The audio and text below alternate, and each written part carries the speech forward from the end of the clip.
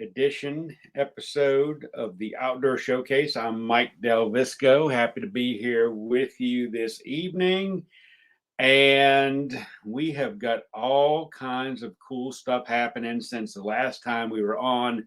A little bit of housekeeping first, and we got three really cool guests coming on. And like I mentioned the last episode, we are gearing up for the East Tennessee Fishing Show in January.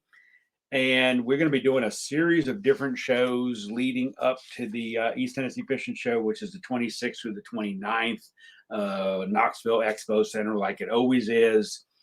And we're going to ramp up the shows here, which is, I'm kind of excited about. And we're going to do a show we're going to do three shows in October. We're going to do the 6th, the 13th, and the 20th. So we got three shows coming at you in October. I haven't sat down with Sheila to talk about November's schedule yet, but I'm sure she's going to want to do 3 in November, 3 in December, probably as many as we can get in January leading up to the East Tennessee Fishing Show. I will be on all three of those shows as well, and we should have Sheila back on the 6th. Live with us here on the Outdoor Showcase.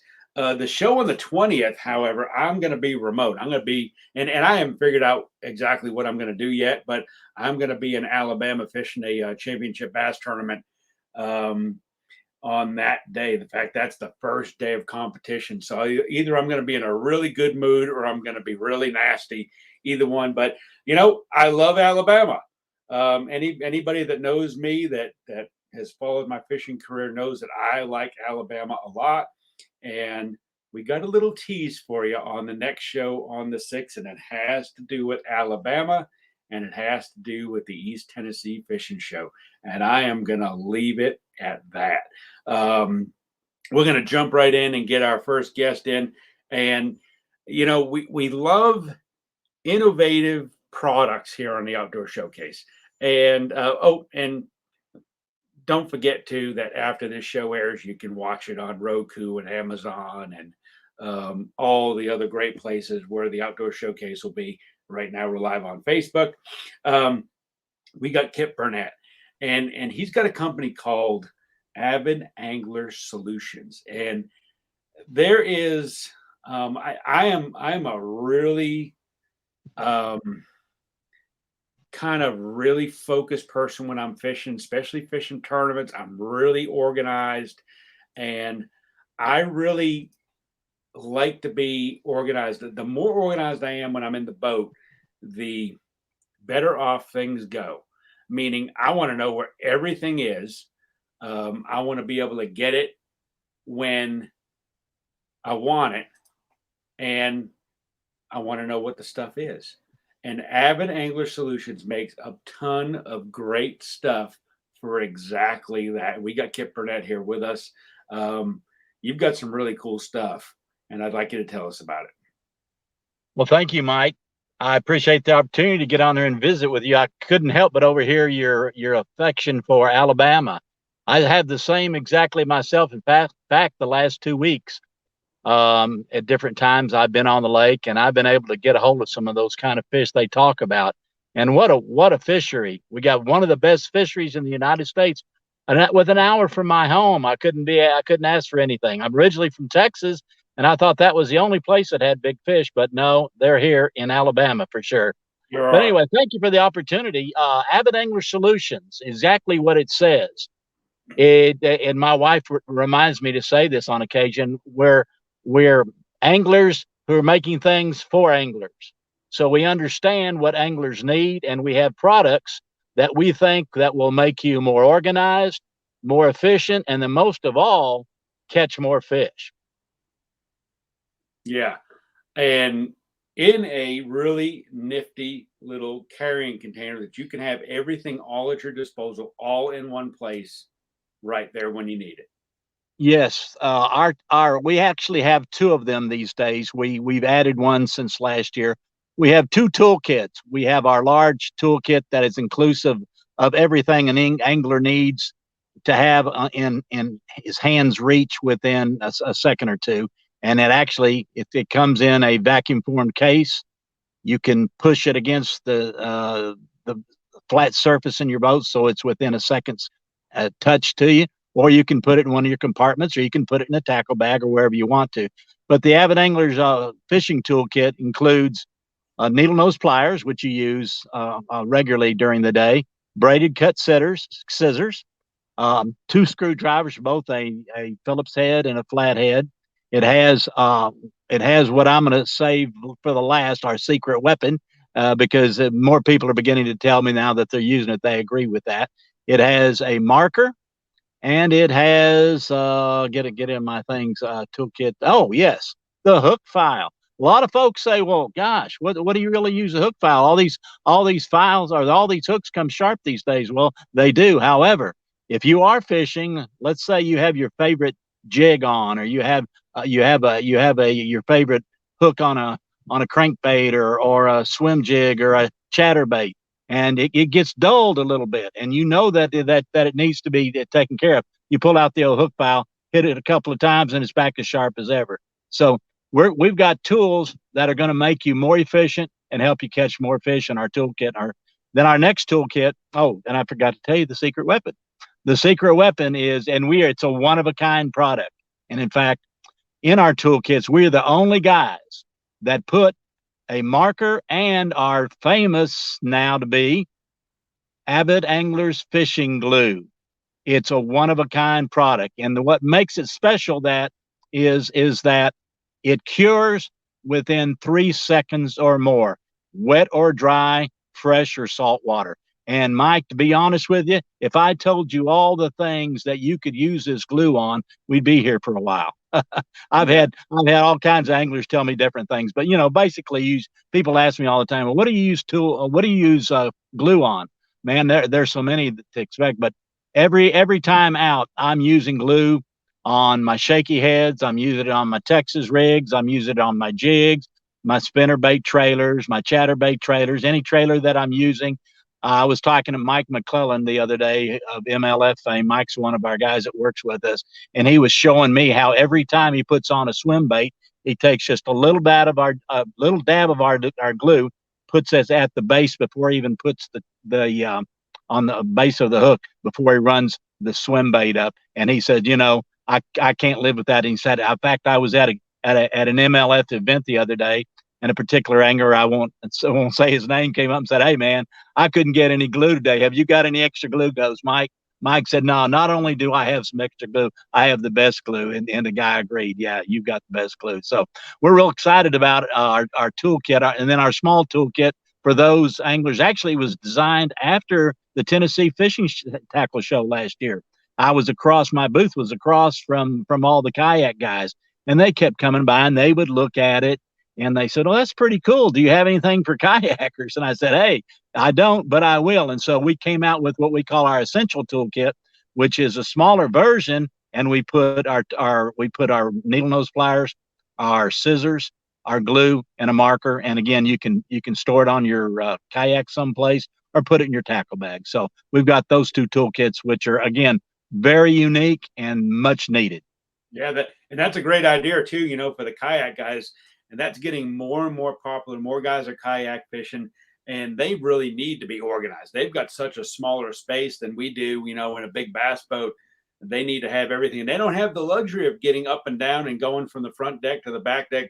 They're sitting in that seat. That's where they are. They need everything at their fingertips. Oh, absolutely. Mike, I want to tell everybody that I've had a toolkit in my boat now for over 20 years.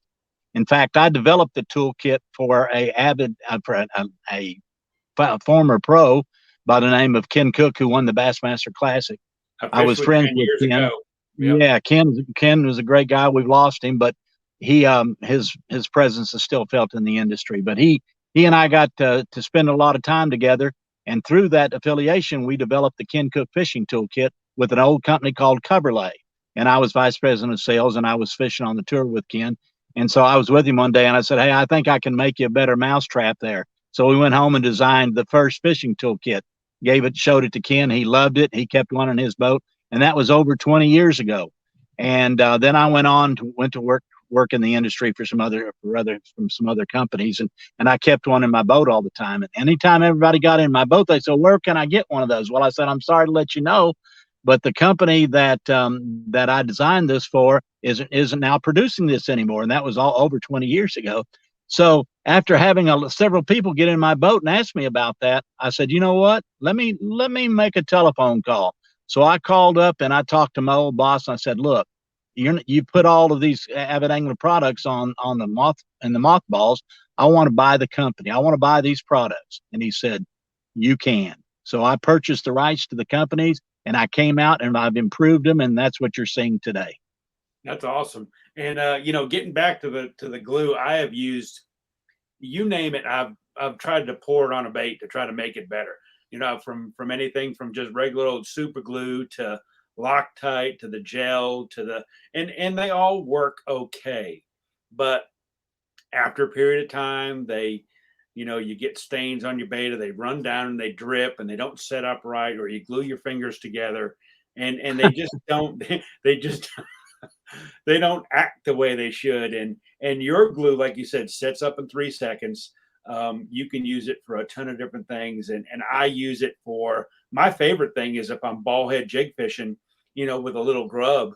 I'm Yes. always gluing that grub right to the ball head jig, because you catch 2 or 3 fish and they've ripped your grub off of the jig head. Well, if you glue it, you get 4, 5, 6 more fish out of that one bait. Absolutely. And the other thing that I do want to point out about our glue, in fact, I was designing a new ad campaign, and had sit around thinking about it, and for some reason it just hit me. Okay, yeah, super glues. There are super glues, but the super glues that I've tried and everybody else has tried, they don't last more than 2 to 3 times you use them. Our glue will last up to a year. Yeah. And you'll definitely get your money's worth, and our glue lasts basically to the last drop, even after a year. But we say, most people are going to, if they're using glue, they'll get rid of it within that year's period of time. So, Yeah. and it'll be there. And so the cost, it's very cost effective. Not only will it do that, it will repair all of your plastic baits, even your hard baits, and many, many other things that you're using during the fishing day. Yeah, absolutely. And that's the one thing, if I've fished for a week and then I've taken a couple of days off and I go to get back in the boat and I grab the glue and it's one of the other, super glues, and all of a sudden you press it and it's like a rock. Yeah. And then you got to go search for another one. So that's a distraction too. It is. And of course, when you're fishing, sometimes time is money. Time is a fish or not a fish. Yeah. So, we're real pleased. My goal, Mike, and I don't mind sharing this with our listeners, because I set out on this journey about 2 years ago. My goal is to have 1% marker share of all the glue for all anglers. And with that in mind, I have my work cut out for me, but I tell you what, I'm making progress every day. That's awesome. And having the marker too, the chartreuse marker, that's another thing that those 2 things, glue and a dye marker, are the 2 things that I use 99% of the time when I'm out there fishing for plastics. Is your marker scented at all? I'm sorry. Yes, it is. It is Yeah. My chartreuse marker is scented with, of course, gosh, senior moment here. Scented with, golly, what is that stuff? Caught me. Help me out here. Garlic? Garlic. Yes, I couldn't think of the word garlic. Senior moment again. But yes, it's a scented garlic marker, and I might say that when you put it on and you put it back in the water and you pull it back out, you'll still smell the garlic. So it definitely will keep the garlic scent with it. And and we're going to probably be adding some additional colors and possibly scents as we go down the road and build this line. But awesome. I wanted to share something about the marker. About 3 weeks ago, I was down on the Holston River on a drift trip with a friend down there who had invited me, and we had drifted for a couple hours, and I decided to change baits. And he said, "What are you gonna throw?" I said, "I'm gonna try a swim bait in here, see if they'll hit it." And he said, "Well, try it." So I hooked one out and I threw it out there and didn't get bit for a couple of spots. And I said, "Okay, you know what I forgot to do? I didn't mark it with my marker." So I pulled it out and I marked the tail, the very first cast, boom. and five casts after that, five additional casts, I caught fish on that swim bait because I tipped it. I'm 100% convinced. Yeah, that's anything that you can use to your advantage to make your baits either look better, smell better, or stay on the hook better is exactly what you need when you're fishing, no matter what the species. Absolutely. And last weekend again, when I was over at Gunnersville, I was looking around the mats in the afternoon one time. The sun got up, and so I started moving in around some of the deeper mats, and I got to looking in the water, and all of a sudden I saw something that looked chartreuse down there, and I thought, wow, I haven't seen that before. And so I kind of kept watching it, and the perch tails that day were shining chartreuse. Mm-hmm. And that's why tipping those tails with whatever you're tipping will help you catch fish. I used to work for Berkeley years ago, and all the testing that they do, all they did, and they shared with us, was that when the bait gets under a duress, the blood will in the bait will flicker and it will flash, and that's why they believe you should have baits tipped. Oh, that's cool. I did not know that. Yeah. Yeah. So we feel like we've got a great marker, and I'm always telling people, because they're always asking. It's amazing how many people have never used glue and a marker, but we're going to change that in the coming years. Yeah, and that's some extra tips that we give. That's cool too. And all of your products, even without the kit, if you buy the kit and your marker's starting to run out, or your glue's running out, or you throw your hook sharpener out at the side of the boat by mistake, you can buy all of these products standalone as well to go and refill your kit. Absolutely, you can get those at our website at any time. We carry a full lot. And your website is www.avidanglersolutions.com. Awesome. And I'm sure Ray will post that up like Great. he always does in the comments, so that people can go ahead and see it, get your base, check your website out, and find more things. We're up against a commercial break. In fact, Kip, it's going to be your commercial, so people can fantastic. Well, thank you, man. Right in action here. I really appreciate you being here on the show, and can't wait to see you in January at the East Tennessee Fishing Show. Well, thank you for having us on, and we appreciate what you do for the industry. Awesome. There he goes, Kip Burnett, Avid Angler Solutions. We will be right back after this short commercial break with another newcomer to the Outdoor Showcase. We're going to learn about some bamboo fly rods coming right up. I'm Mike DelVisco. Fishing trip is having all the right tools. The Avid Angler Solutions fishing kit is a must-have for all anglers. The kit has 8-inch stainless steel needle nose pliers, Phillips and flathead screwdrivers, a hook file, braid cutting scissors, chartreuse scented dye marker, and their new secret weapon, the Avid Angler Solutions fishing glue. It's amazing and the only fishing glue you'll ever need. The kit attaches to almost any flat surface on your boat. Order your kit at avidanglersolutions.com. All right, we're back here at the Outdoor Showcase. Mike DelVisco with you, and don't forget to, we're trying to get more involved with our social media. Check out the Outdoor Showcase on Facebook. If you haven't jumped over there and liked it yet, jump on over, give it a like. Also, if you have a Amazon Fire Stick or Roku device for your TV, you can watch every single episode of the Outdoor Showcase that's ever been. They're all there sitting on our dedicated channels. You'll be able to rewatch this particular episode later tonight or tomorrow. Nicer just to have a different avenue to be able to watch shows in their entirety on your full screen TV right there, Amazon Fire Stick or Roku device, and of course YouTube as well. So plenty of ways to check out the Outdoor Showcase. We got an interesting guest here that I'm really excited to talk about and talk with. Jeff Purdy from Arc Fly Rods. As soon as I bring my little overlay up here, I got creative, Jeff, here in the last couple of minutes before the show and did some fancy stuff to make you guys look better. I believe your mic is muted. And as soon as we get, oh, they just jumped off. Not sure what happened to Jeff. He's muted. We're here. Are you hear us? Oh, we can hear you now. All Your right, mic is muted. We're here. The wonders of technology. That's right. There you Really excited to have you guys with us. And for those of people who don't know, and in fact, this will be the first time that I'm going to get to meet you guys in January at the East Tennessee Fishing Show. We're looking forward to that for sure. Yeah. You guys do something that's a little bit different in the, in the fly rod industry. And most of the time, you go to fly shows and whatnot, and everybody's, talking about graphite and other materials. You guys build fly rods out of bamboo. Right. And I think that is so cool. Right. Yeah, it started as kind of a hobby, and then John and I have worked together as architects for about 25 years, and we fished together that same time and got into bamboo fly rods.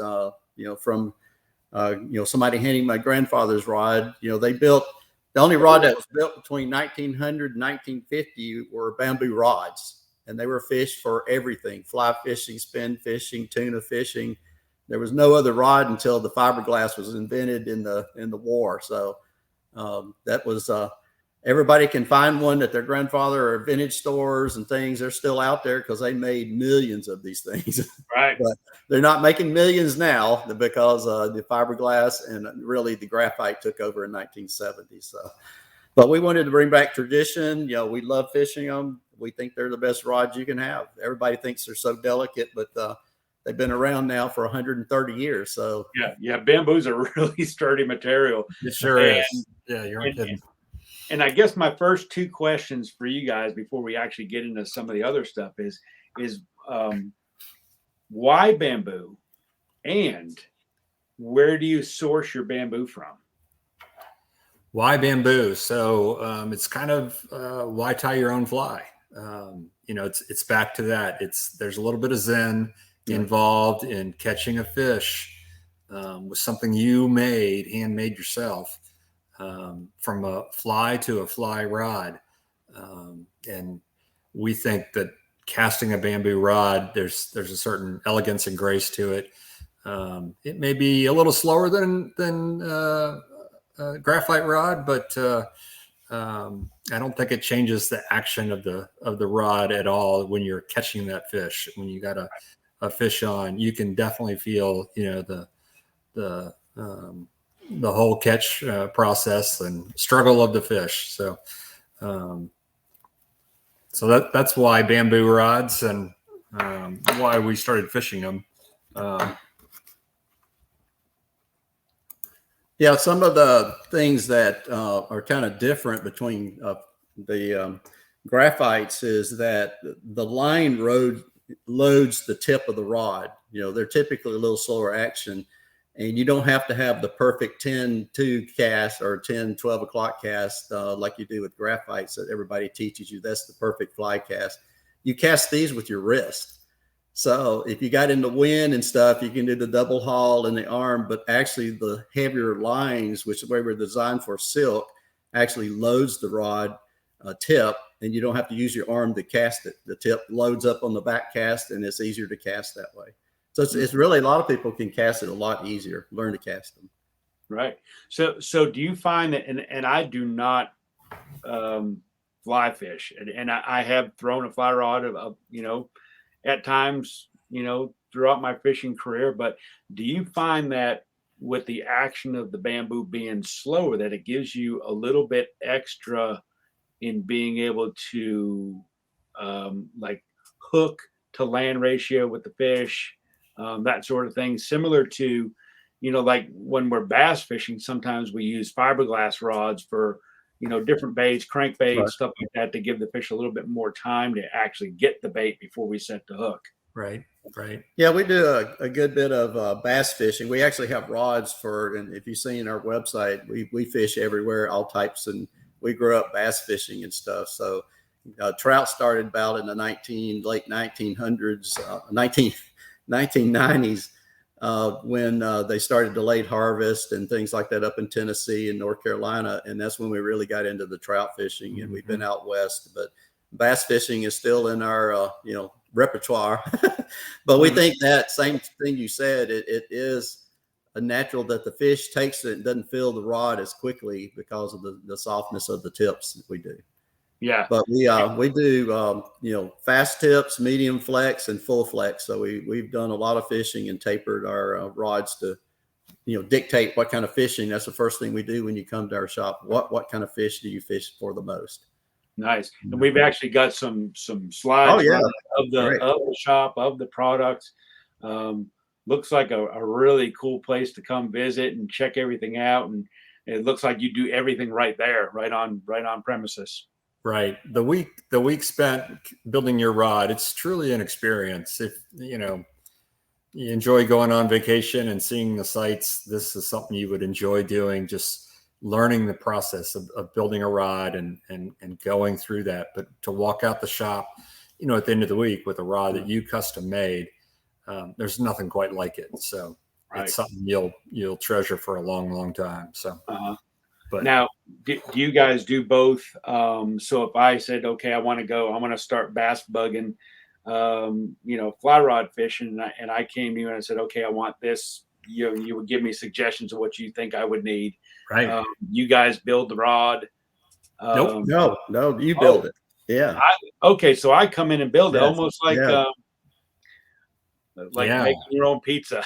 Right. You start out with, when John's got it in his hand, he'll hold it up here.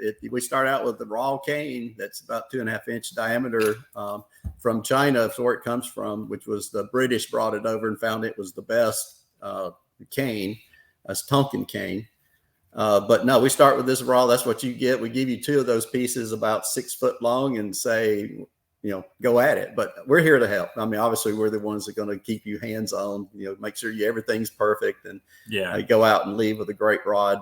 Then, we're here to do that. So what we do is a week-long class, and we'll have 5 or 6 guys in the shop at any given time. It's a week-long class, 5 days. 5 consecutive days are split up over 2 weekends. We're pretty flexible with our schedule, and each of those 5 days is pretty intense. We'll work you hard.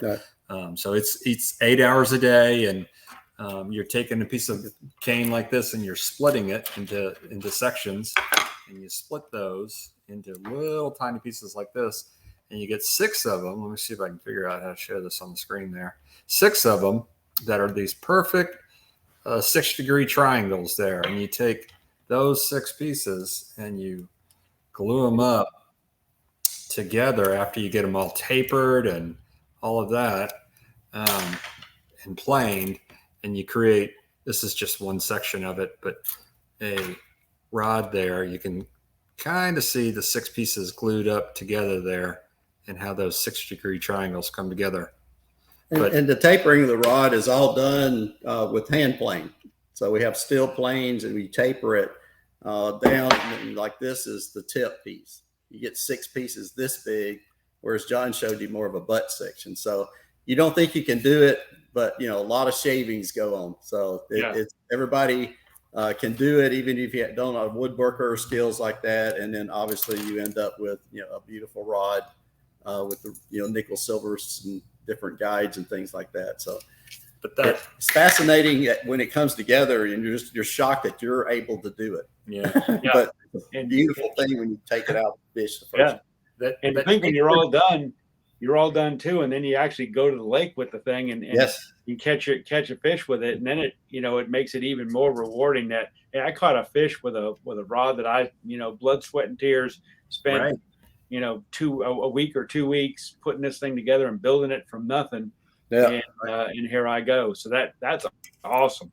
And the thing that's cool that again is you can't go like the Cabela's or Bass Pros or the fly shops and buy this. We have some for sale, but this is something you built.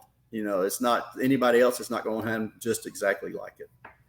It's built for your specifications and for you to go out and catch. And so we have probably 25, 30 tapers, depending on what you tell us you want to do.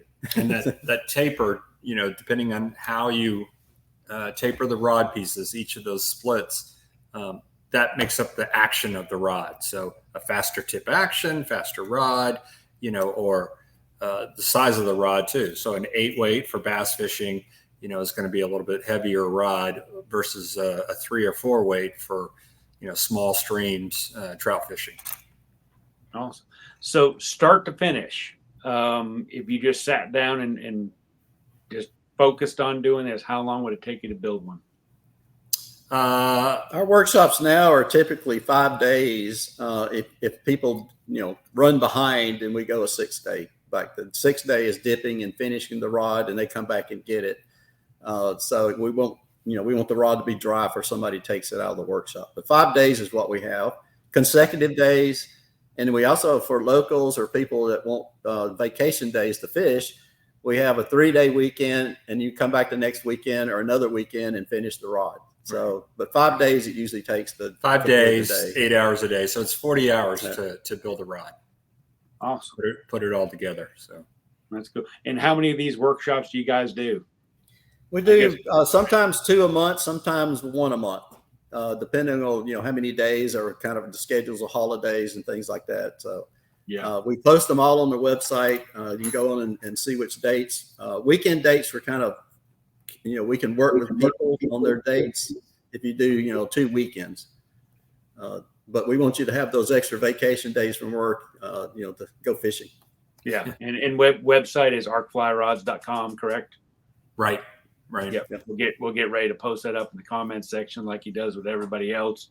I would assume that your busy time is probably those, first 3 months of the year when people are kind of, getting cabin fever and wanting to get out and start fishing, like, the end of March, beginning of April, when things start to get a little bit nicer. You get, hey, that'd be a great, cold weather project for me to great Christmas gifts, because that's the time people want to get ready for spring fishing, like you said.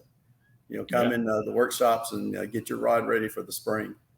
Right. And we've the fall again, September, we've had a few people in. The summer, they wanted to go in because they were brim fishers. They bass fish and brim fish. So we, made them rods that they could get out. They were from Eufaula, Alabama, and had lived on the lake. And that was, kind of a father-son thing that occurred. And they both took their rods back.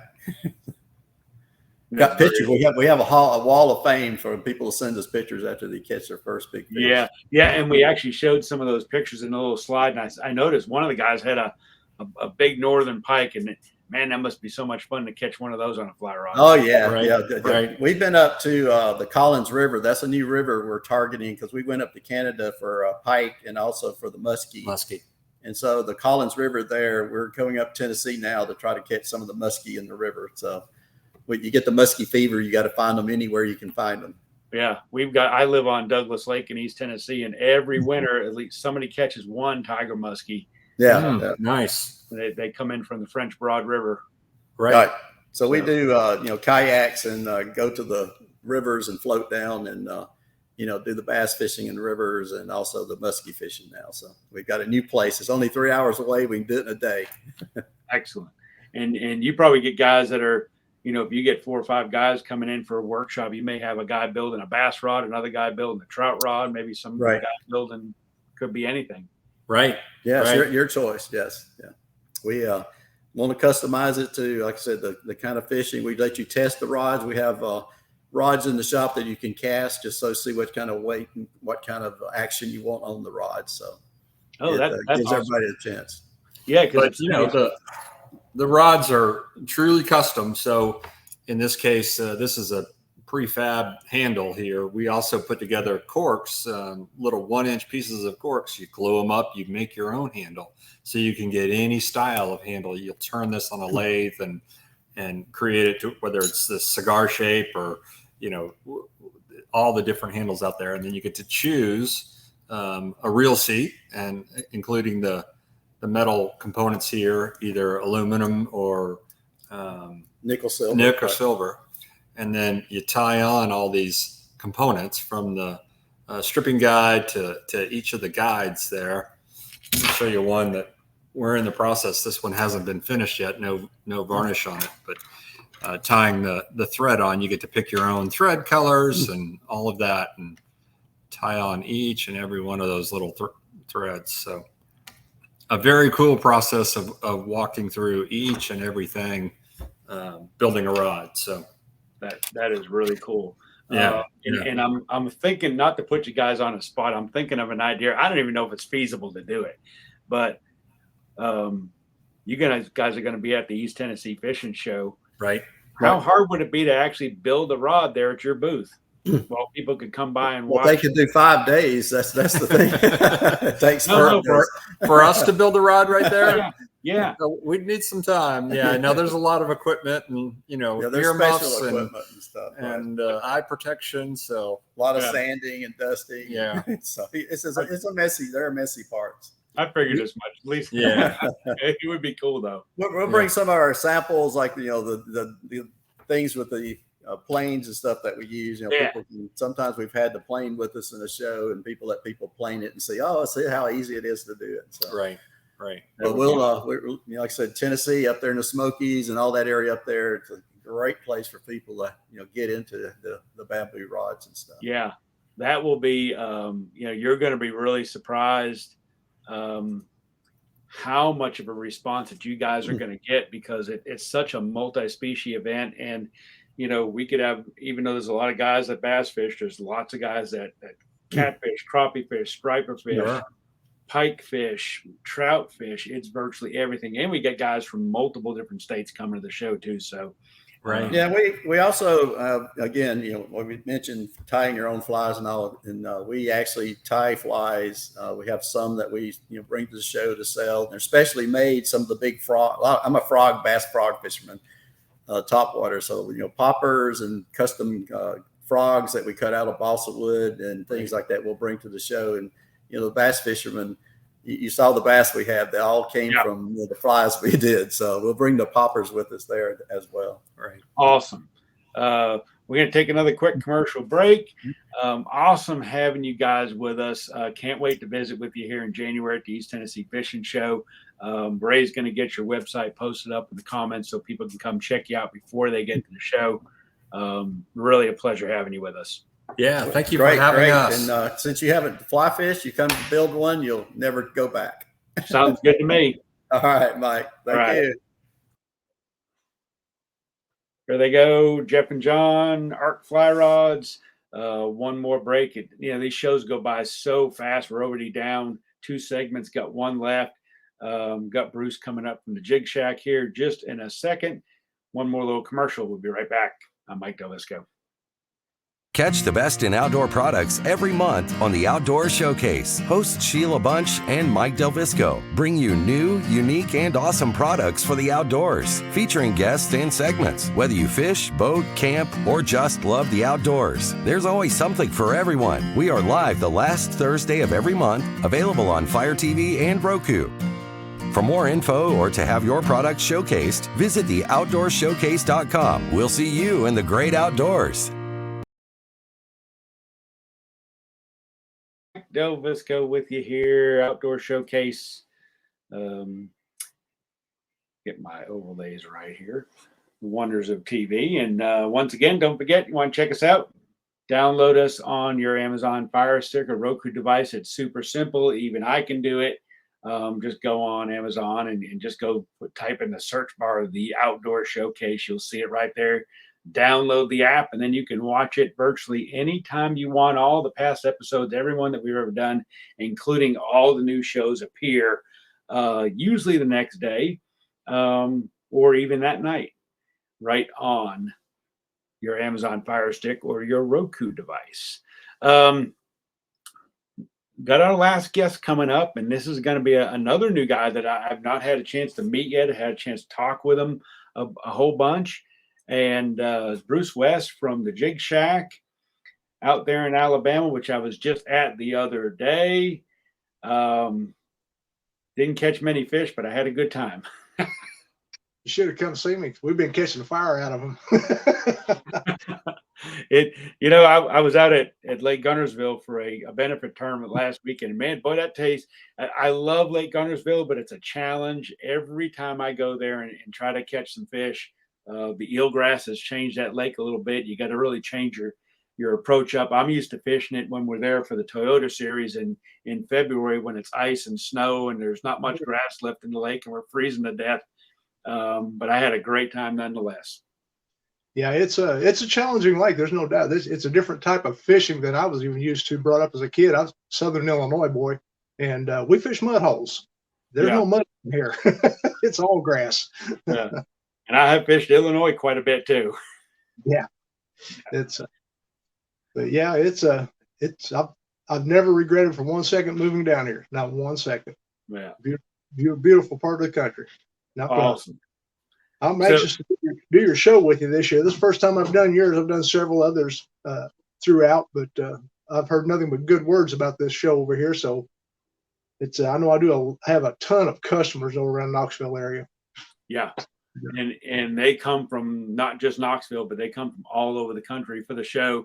It is the best pure fishing tackle show in the country. And thanks to guys like you who, little independent companies that, manufacture or paint or create their own lures and, things like that. And that's what that show's all about. And you see the biggest selection of them anywhere at any show in the country. We got it right there in Tennessee.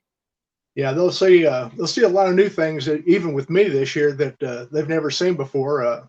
I've got a couple shaky heads that I've been developing. It's been almost a year and a half now in the making. I won't drop his name, but one of the local pros over around Chickamauga, he's got his foot in the door with this, trying to help me out, and it's pretty neat. We're going to actually probably debut them about the time of the show. It's like I say, I won't have them in my hands probably for another 2 months, but they're special. They're real special. That would be great.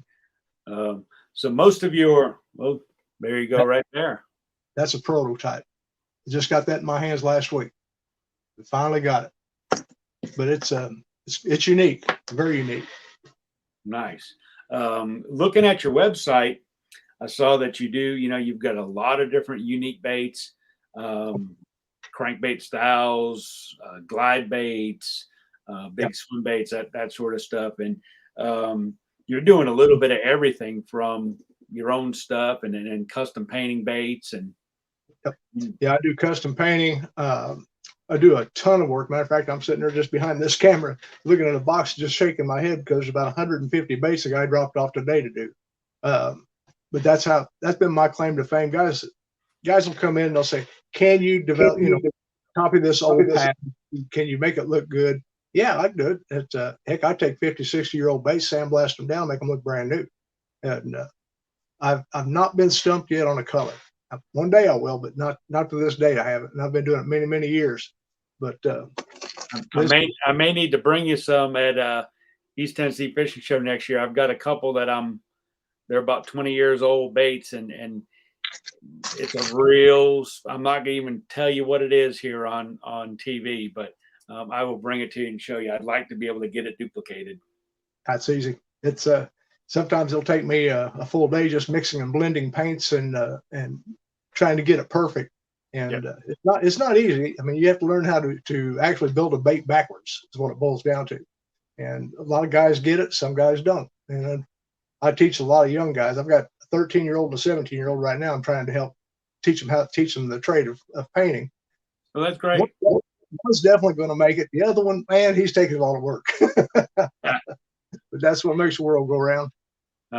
So do you have your own set of baits that, jig shack baits that you make, or are you mostly painting for other people? I've got several baits that I've had to actually own the mold.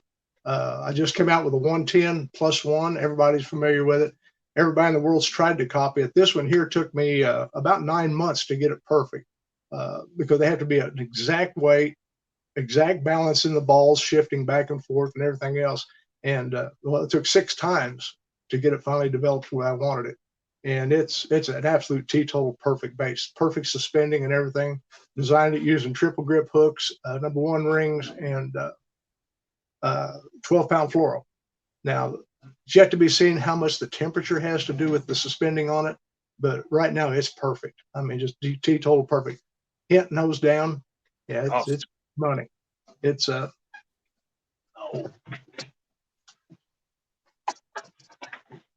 on the wall. But just to give you an idea, that's just one. I do literally, if they go to the website, they won't see it all. They go to my Facebook page, they can see up to probably 15,000 different colors that I do. And it's just remarkable. It's one of those things you have to have a passion to do, and I do. And the good thing about it is I don't have to make a living at it. It's just a hobby, a retirement gig, and that's the reason. You know, I charge people $10 for painting a bait. That's nothing anymore. That's really inexpensive. Yeah, and that's the way I base all my baits. Whatever the bait costs me, and a $10 bill, that's the way it's based. And it's just more than fair. The same way with my tungsten products. You won't find anybody in the country that has a bigger selection than what I do. Nobody.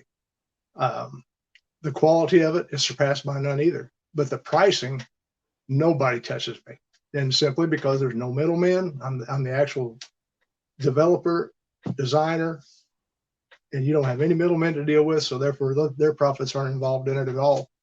And like I said, when you come to the show, I sell them in bulk. I'll have a few prepackaged up, but 99% of the stuff that leaves this shop is all bulk. If you want one weight, and the reason I've done it, there's a lot of people that can't spend $20, $25 on weights, period. I mean, they just can't. There's not in their budget. You know, they may only have $2 or $3, $4, $5. That's fine. I'll sell you one or I'll sell you 100. Doesn't make me a bit of difference which. Right. I've been told I'm a fool for doing that, but that's all right. That's perfectly all right. Because you know that guy's going to come back. They do every time. Yeah. Because I don't care if you got $100 in your pocket or $1. I'm gonna treat you the exact same way. You won't beat the customer service here. Normally speaking, we'll just give you an idea. A guy dropped these baits off to me today.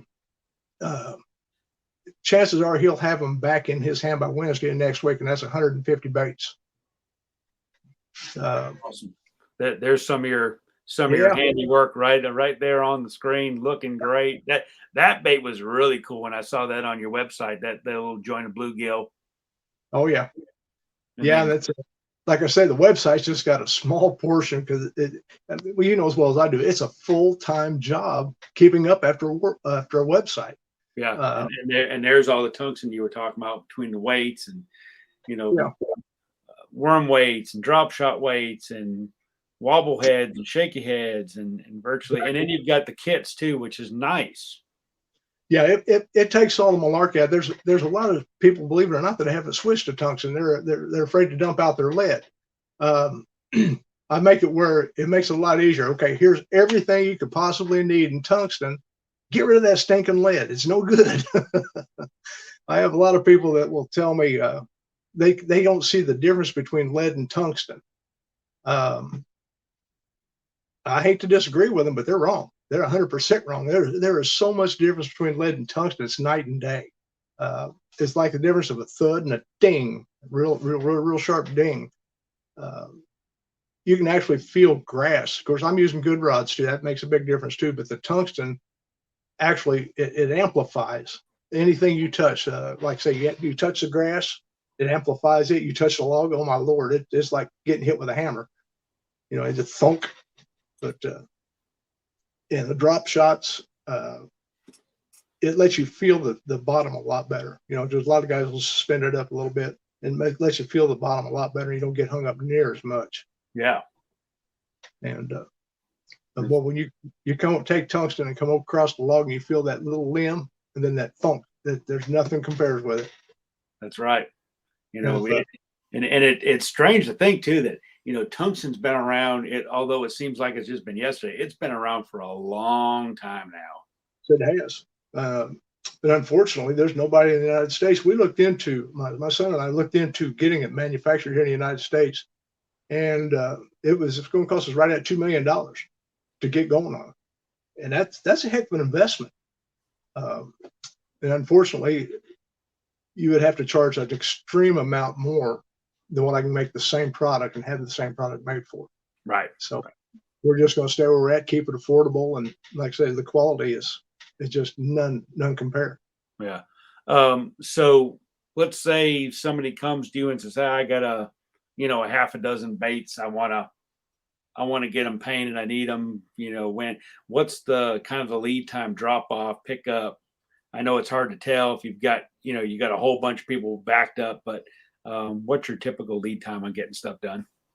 Well, here's a good example. I put out 42 baits this morning. I had a guy just messaged me about an hour and a half ago. He needed 4 of these topwater baits. He's catching fish, good fish. He's got a big tournament coming up this week, and he says, any way I can get them. I just painted them up real quick, like an hour turnaround. That answers that question. And we do have. I'm sitting here looking at some of the comments too on our feed, and Andre's asking if you're familiar. And I'm not familiar with this bait. I need to go look this thing up. Thread fin from Mans. Oh man, I've heard of that. I'm he's stumped on chartreuse thread fin from Mans. I'll have to look it up. I guarantee it'll be done. Mike McPherson was CEO of Mans for a long time, and he sent me a big box of Mans lures, kind of like a what do I want to call it? Just a little test and see what I could do. And Mans made a little bitty tiny, the baby 1-, and then they made one smaller than that even. And he wanted me to paint the most elaborate bluegill pattern that I paint. Some kind of brim. So I sent him pictures of it, and there you go, Mike. There it is. And he said, I knew you couldn't do it. You had to do it on the baby 1. And I said, yes, sir. And I took the baby 1 next to it. This bait was only 3/4 of an inch long. Yeah, I think it was called a tiny 1-, wasn't it? Like that. Yeah, it was. Like that. I actually had to put that one under a microscope. I mean, just in there, boy. Yeah. But I still love a challenge. The challenge is what keeps me going on this. Just like this one old boy. Matter of fact, the same pro I was talking about with the shaky heads. Lucky Craft has got a called a chartreuse shad. So it's clear blue, chartreuse line down the side, and one of the most difficult colors to hit dead on that you'll ever try to do. And he happened to be in the shop one day, and I had one sitting on the counter. He said, "Can you duplicate that?" And I said, "Yeah, I can duplicate that, no problem." I said, "You got 15 minutes?" He goes, "What?" I said, "Yeah, give me 15 minutes. I'll have it duplicated." Sandblasted it all down, went in there and painted it up in about 5 minutes. And he said, "I've had 24 different guys trying to make that pattern, and nobody can get it." He said, "You just nailed it." Cool. So well, next week, I need to come see you, because I've talked to other guys about painting this bait for me, and everybody says, "No, you can't do it. It can't be done." I'm gonna bring one. I'm gonna bring one and show it to you. Yeah, please do. Please do. No longer made. I find as many as I can hunting around the country at different tackle shows and little mom and pop places. Every once in a while, you'll find one. I buy every one that I see. Yeah. I've still got a pretty good stockpile of them, but I do have some that I'd like to get painted. Yeah, I had a good stockpile of the old wiggle warts. I had about 100 to 150 of them back there, and I had one guy find out I had them, and I had to custom paint every one of them for one time. Yeah. Can't anymore. Everybody's hoarding them again. I've got a box full of the originals. I was a Storm guy. Well, I still am. Back before Rapala owned Storm, I was with Storm, and now I'm with them with Rapala too. So I've got some of those original ones. Those are great baits. Andre is going to send you a picture of that bait, and Ray has posted your website up on the comment section, so Andre can find it. Really cool site. Go take a look at it. It's really well done too. Andre said, message me the brand. Yeah, I'll send you a message, Andre. It looks really good. That you probably won't find it. You'll never find it in the big stores.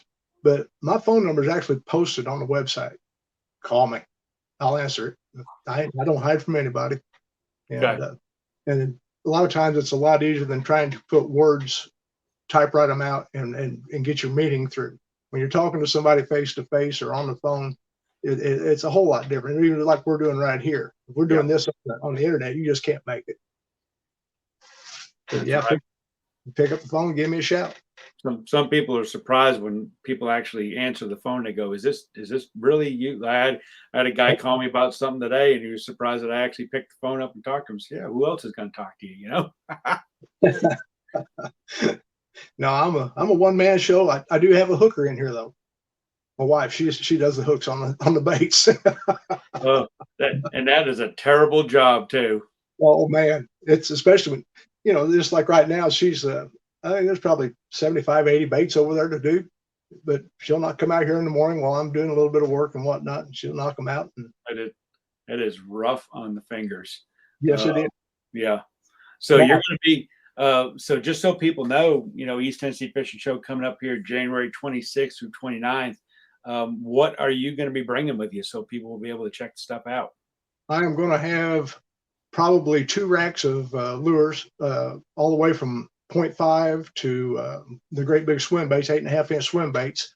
And they're going to be very moderately priced. Matter of fact, maybe the cheapest at the show. I won't say that for sure because I've never been to the show. It's not fair, but normally speaking, we run about the cheapest ones around. All my tungsten line, the entire tungsten line will be there.